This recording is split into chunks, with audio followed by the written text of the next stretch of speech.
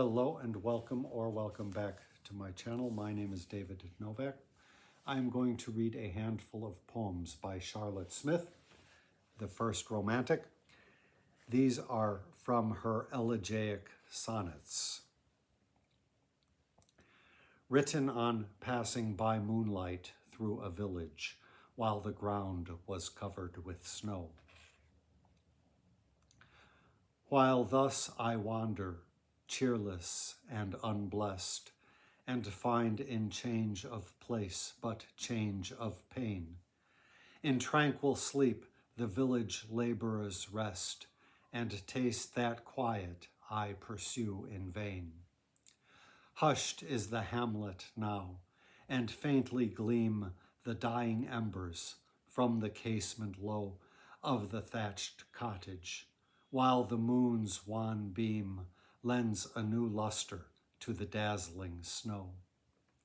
O'er the cold waste, amid the freezing night, scarce heeding whither, desolate I stray. For me, pale eye of evening, thy soft light leads to no happy home. My weary way ends but in sad vicissitudes of care. I only fly from doubt to meet despair.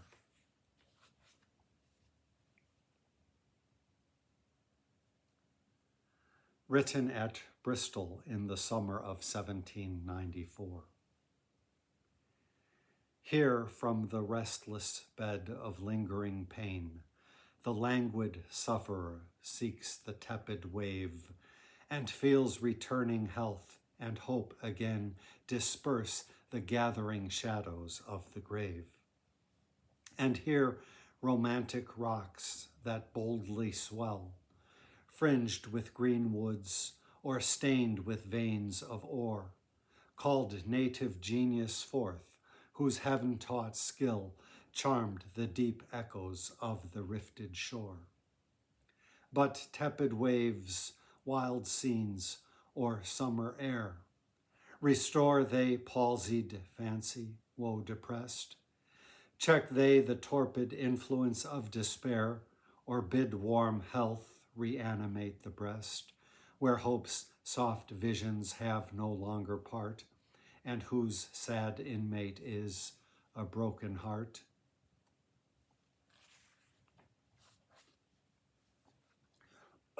Excuse me.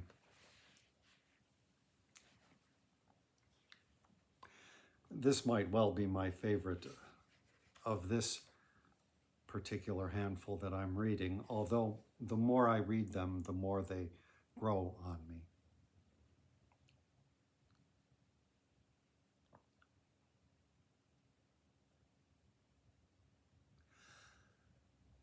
On passing over a dreary tract of country, and near the ruins of a deserted chapel during a tempest.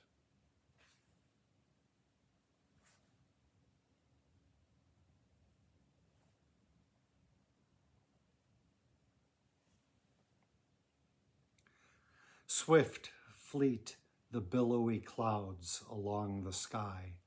Earth seems to shudder at the storm aghast, while only beings as forlorn as I court the chill horrors of the howling blast.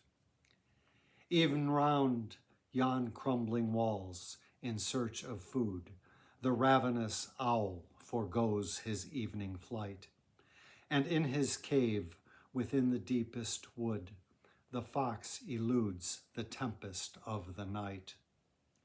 But to my heart congenial is the gloom which hides me from a world I wish to shun, that scene where ruin saps the moldering tomb, suits with the sadness of a wretch undone. Nor is the deepest shade the keenest air, black as my fate or cold as my despair.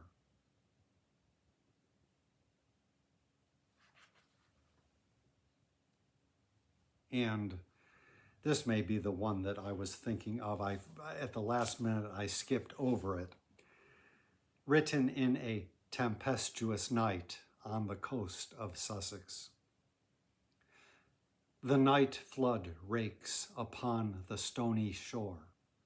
Along the rugged cliffs and chalky caves mourns the hoarse ocean, seeming to deplore all that are buried in his restless waves. Mined by corrosive tides, the hollow rock falls prone, and rushing from its turfy height, shakes the broad beach with long resounding shock, loud thundering on the ear of sullen night. Above the desolate and the stormy deep gleams the wan moon, by floating mist oppressed. Yet here, while youth and health and labor sleep, alone I wander, calm, untroubled rest. Nature's soft nurse deserts the high-swollen breast and shuns the eyes that only wake to weep. The more I look at them, the more I find in them, and more echoes of John Keats. Thank you for stopping by my channel.